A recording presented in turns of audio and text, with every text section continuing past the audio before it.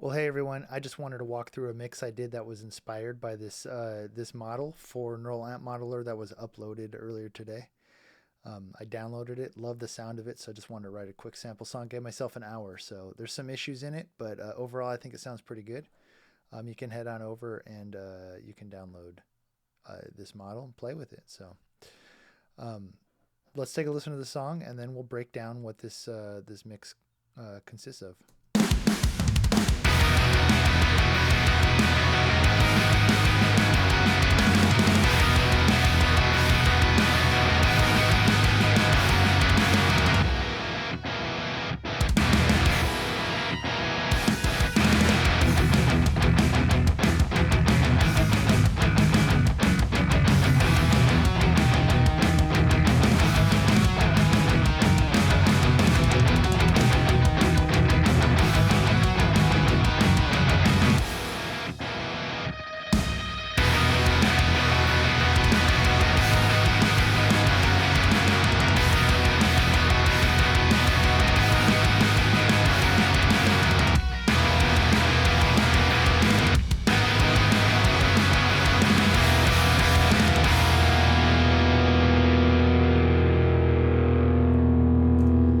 Okay, yeah, there it is. So what I want to do is just kind of walk over, start from the buses, and then start going to the individual tracks and kind of see how we got to the sounds that we're at right now. So yeah, let's start with the master bus.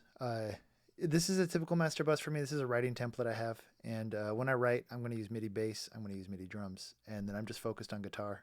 This one doesn't have any vocals, but I'll usually be having vocal tracks when I'm writing. So this typical master bus chain for me. Everything's going to end with Pro L2 for now, at least. I mean, while recording too, especially so it don't clip. So I'm going to leave this on the whole time. I mean, you can hear what it sounds like without it right now. It just gets quieter. It just gets quieter. So I'm going to leave that on, but I'm going to turn the rest of these off so you can hear what this mix sounds like without those on. And what I'm going to do is I'm going to slowly turn them on, and then we'll go into the details of each one. You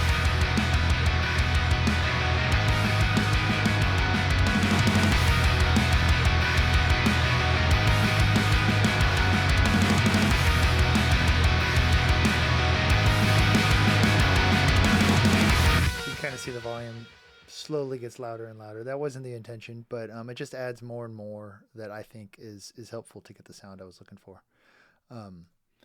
So usually on my master bus, I'm going to throw this tape machine on. It just adds this oomph and this warmth that I like. There's nothing special about these settings, but we can play it and turn it on and off so you can hear it.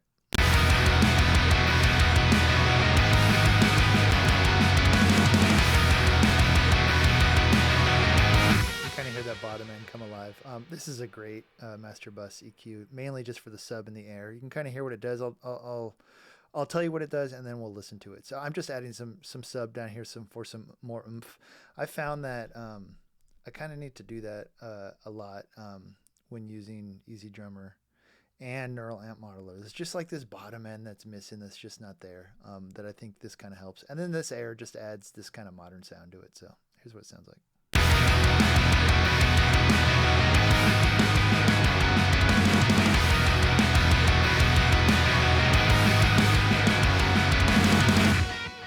Not a whole lot, but enough to make it good. And I mean, you're going to see Soothe all over this mix. Just this flat line here, and it's just getting rid of resonance equally. For me, it sounds good. It's kind of subtle, but I'll show you what this sounds like.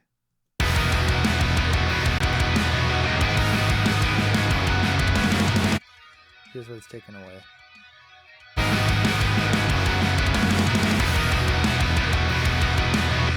Adds a little extra polish. Here's one that actually does a lot. I do this a lot on my master bus, is just these bands, everything above subs and up. And as I play it, you'll see that most of them just hit this 0, and that's the goal. Just kind of smooth things out. I'll show it on and off.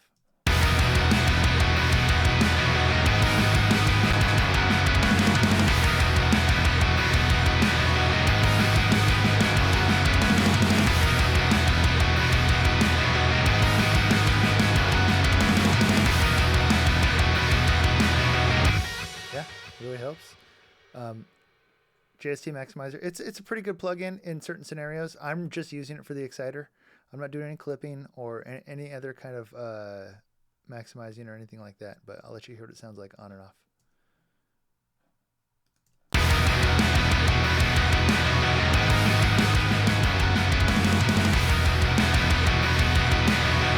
Again, just adds a little bit more. A bunch of these little things that add up to give that overall sound. So yeah, that's the master bus.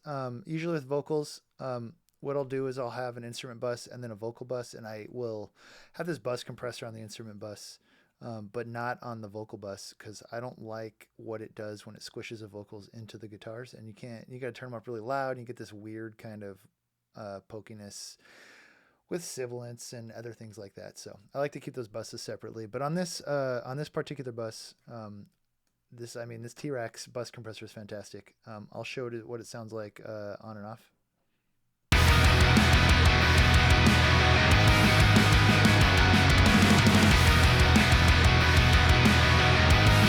You can just hear the guitars like glue into the bass and the drums in a way, like in the lower mids, especially, the way that makes them sound like one cohesive instrument.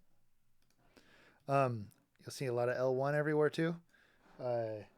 And what I'm just trying to do here is make sure that nothing gets past that doesn't need to poke into my ears.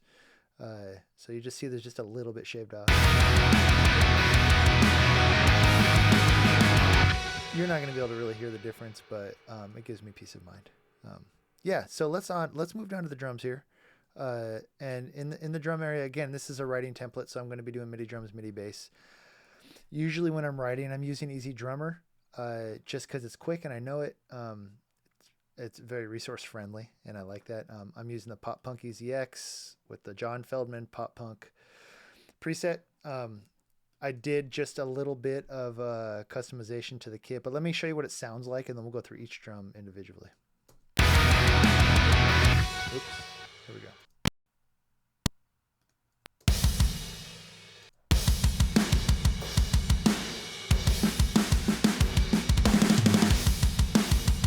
Yeah, I mean, it's not bad. It's good enough for when you're writing.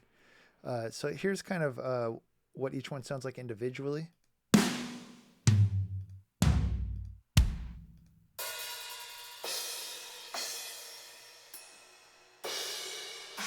And I've gone through, and these are just what's pleasing to my ears. I'm not a drummer really in real life. I've just been around a lot of drummers, and I kind of know what I like, what sounds good to my ears. So I think for this particular preset, I think this is the default snare, so I left it. I think this is the default set of hats. For the tom, I think I changed this tom and I down-tuned it just a little bit and turned it down a little bit, because it's always louder than this floor tom. And this floor tom, I didn't touch the tuning, but the volume's up. Kick drum, pretty sure that's the one that is stock for this preset.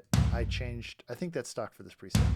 This crash I did change to this 19-inch because that one just kind of hurts my ears in a weird way. That one sounds better to me. This one's not stock in the preset, but I added it. Yeah, I love this crash. I think that's the stock one, but this one just sits better in my ears. Love that China too. And I think this is a stock ride for this preset. Again, I don't think I'm doing anything in the mixer here. Just changed out the drums. So here's the drums.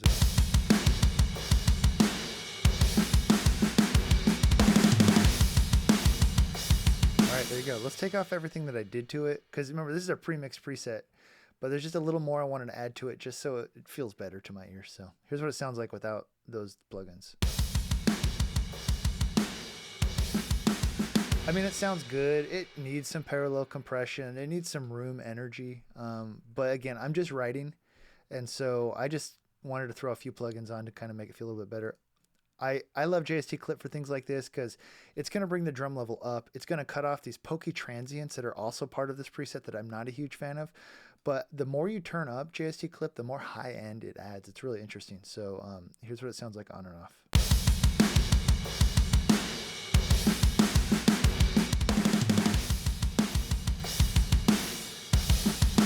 Yeah, it's louder, and I could try to gain match it, but I wanted it louder, and I think it just overall sounds better with it on.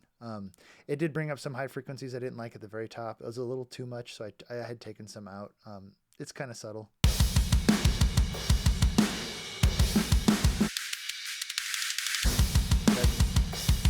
that stuff up there. Probably not important, but I was just messing with it. And then I threw an L1 here too, and I don't usually do this on the drum bus or on the drums in the drum bus. But again, the kick and the snare are pretty pokey in this preset that I didn't like how they poke through everything. A little much for me and for my ears, so this just shaves off a little bit more.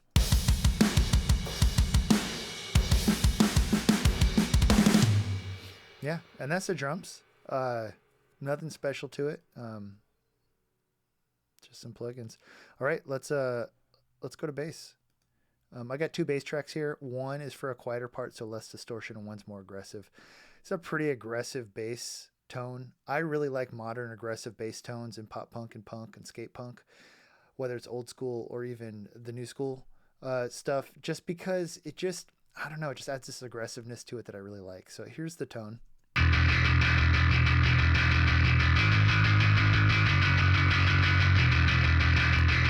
Yeah, it's good enough for writing. It's not my favorite tone, but it sounds good enough to me. For writing, I'm using punk bass. It's just what my go-to. I don't want to switch between guitar and bass because I'm already switching between guitar and recording vocals when I'm writing. And it's just easier for me to program these bass parts.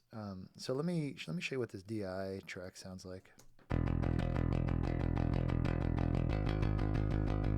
It sounds pretty good. It's got a decent amp built in. That's pretty pop punky, some fuzz. But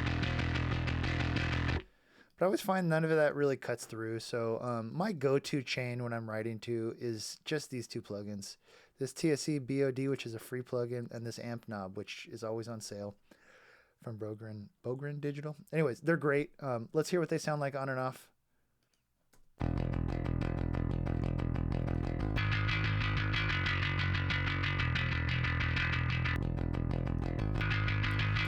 Throwing that clank in there and getting that kind of, or mid 2000s, early 2000s pop punk sound. And then you'll hear what amp knob does. It just adds everything. Bass knob, sorry.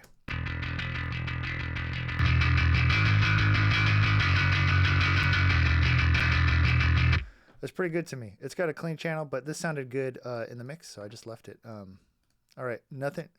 Every now and then I'll find a track with just an empty Pro Q3 on it because I use it just for analyzation, just to kind of see what's going on here. It's pretty scooped.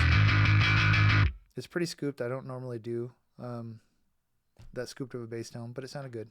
Again, I'm using this Pro MB to do the same thing similar to what I'm doing on the master bus, but it kind of just gets these things that are poking my ear and kind of levels them out.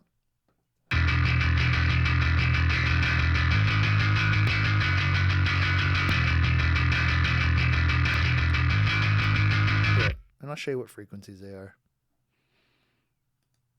All of them got fast attack, fast release. The goal is when it's playing back that they all hit 0 again. So, again, more soothe. Kind of has that similar setup as the master bus and the instrument bus, so you can kind of see what that looks like.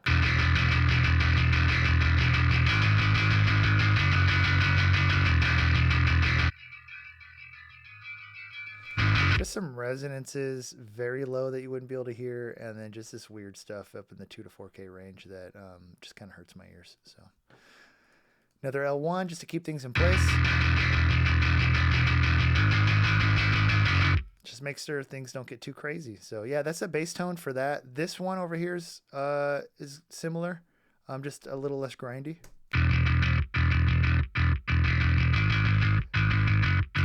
And the difference here is that I just pulled back the drive, the presence, and the high here because this part you can hear is a little more quiet. And it was just a little too aggressive to be using that bass tone on it. So yeah, let's hear the drums and bass together.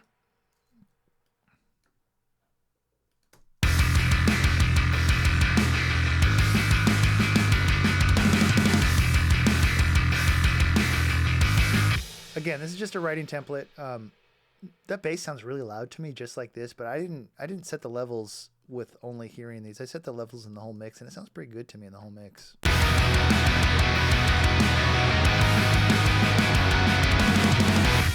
Yeah, so again, I'm not trying to release a top 40 hit. This is just good for writing, so this is a good template for writing. So, all right, on to the guitars. Let's start at the guitar bus here. Um, so here's just the guitars.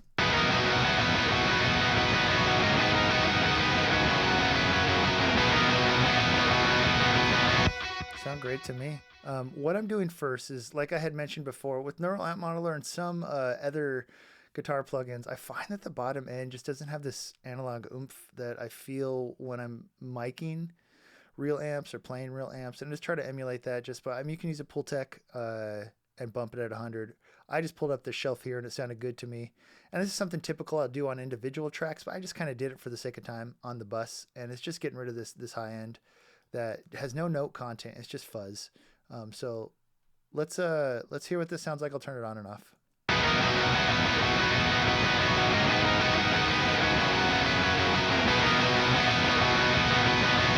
It's super subtle, but I can hear to my ears.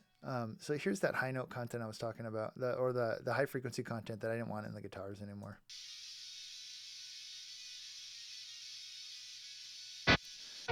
Yeah, it's not adding anything. It's kind of masking cymbals, and it's not helpful. So let's hear what the guitars sound like with all these effects off.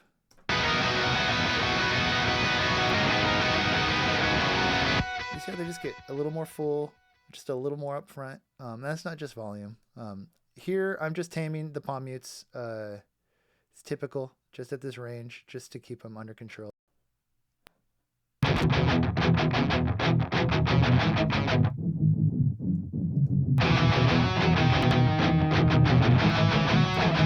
Yeah, it just makes sure there isn't low end buildup when I'm palm muting. So more tape machine. This is my typical guitar preset that I have saved. I'll just throw it on the guitar bus, and it just sounds good. Kind of gets rid of some of the pokey stuff that I don't like. And more soothe, same exact setting. Oh, let's listen to that tape machine.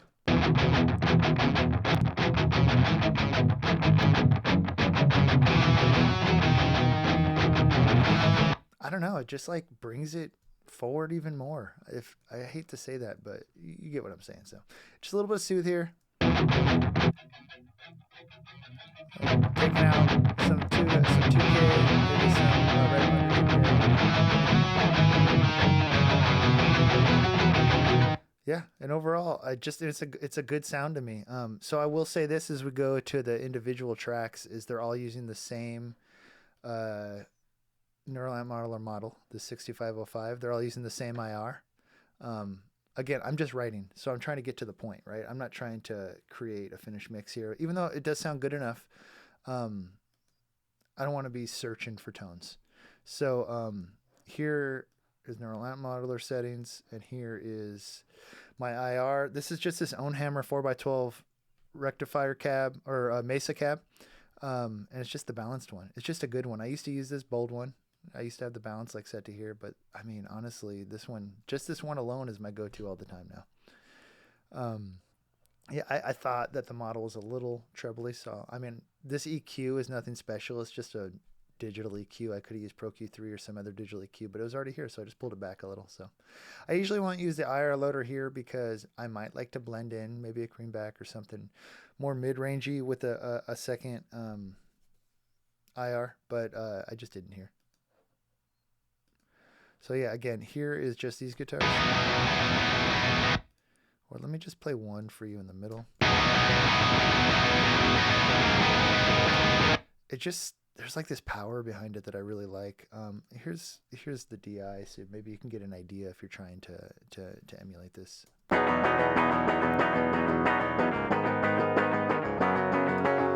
And that was just my guitar plugged directly into my interface. Yeah, so you can see there's some editing here. All this is edited in this palm mute area just to keep things clean.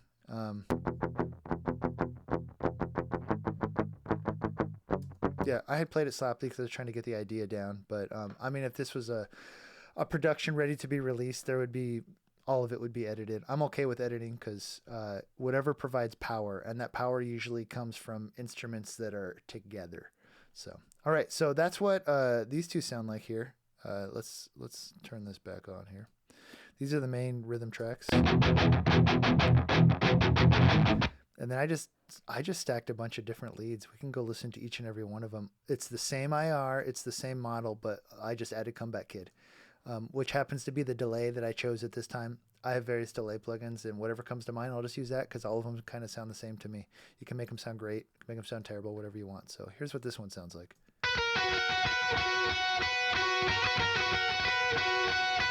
This one's a more digital sound.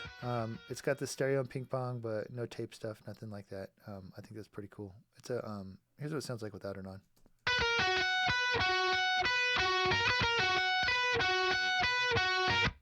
Yeah, it's not even a special lead. It just, I don't know, I just think it sounds good with these rhythms.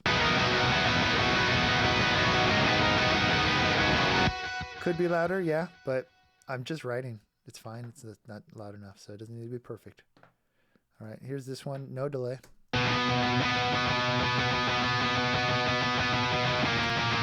Creative guitar part, isn't it? So, but man, fantastic model sound. All right, let's move on to this lead here. Yeah, that's just straight, same model, same IR, but it looks like this one I'm bumping a lot of flavor stuff. I pulled the attack down so the transient of the repeats is softer. It creates this interesting sound, added some richness to the stereo.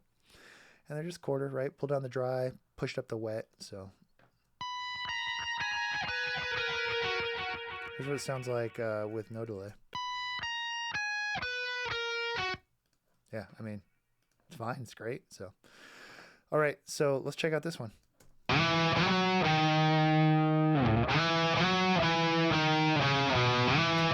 nothing special there. Same model, same IR.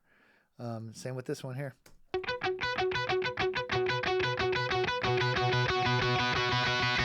Yeah, and then together.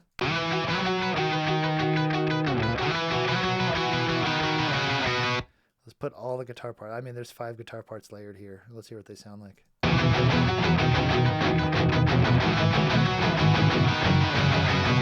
Sounds great to me.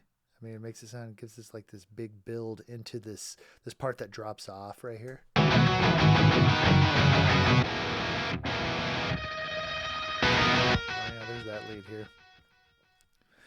Just making this transition happen.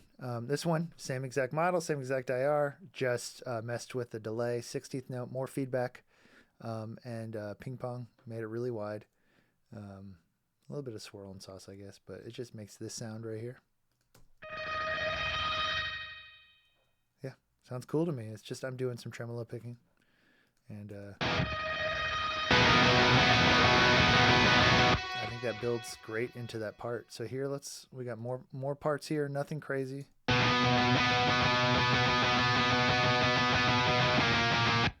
again, and then here's more.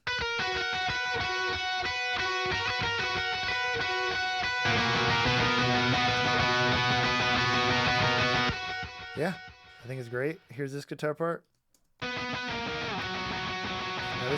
this one actually has another plugin that we haven't talked about yet. This is one of my favorites of all time. I know they have a new version, but it's just widening. I mean, a lot of people use the Waves plugin for this, whatever that one is. But this one's quick. I just open it and honestly usually just leave it like this. I might turn the tone down. But I don't really like a lot down the center, except for the snare. Even the vocals, I'll use this just a little bit. It just, I don't know, it just makes it less in my face when I have headphones on. But we can listen to it on and off here, so.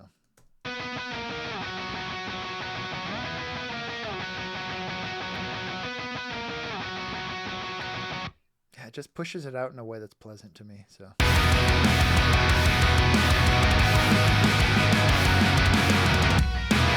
Yeah, so I mean, this is just typical guitar parts. It's a nice amount of dissonance right here that I really like, and it goes, I mean, I love the way it layers with these rhythm guitars.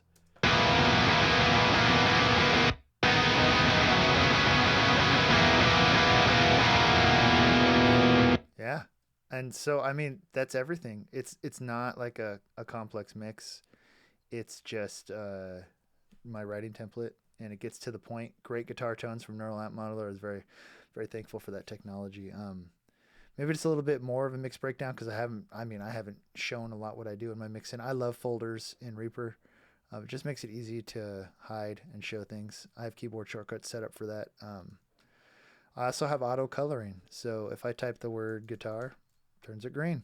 If I type the word bass, turns it blue. If I type the word drums, turns it orange. If I type the word vox, turns it, or vocals, whatever. It turns it the colors. That is an SWS plugin that you can make it do all that. You can just Google that or look on YouTube to find that. But yeah, I think that's such a helpful thing to be able to quickly organize and be able to find things. So, you know, I didn't go through automation. So the only automation I have on the drums here is, if you listen right here, I just really wanted that snare, floor tom, and kick to hit, to push the limiter in a way that like felt energetic. So I did that there. And then I did a bunch of automation up here. Most of the automation I do is just to get these thumps on the downbeat that you can't really tell, but when they're not there, you can tell. And if you see, this is just a automation item that you can copy and paste, and it's just 1 dB, just boom, boom.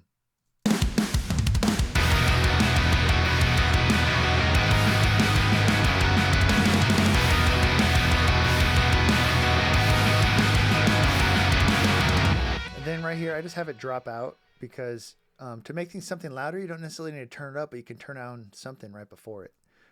Except for these hits, you'll hear why this automation is done. It adds some impact.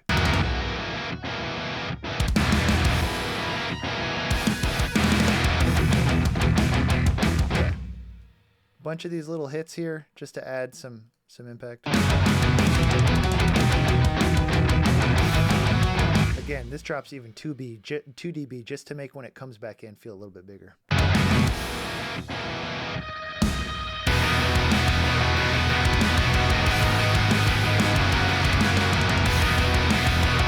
Got these hits here. Got a hit here. Pushes it into that limiter. And then here at the very end, I just push it 2 dB up just to really make it ridiculous.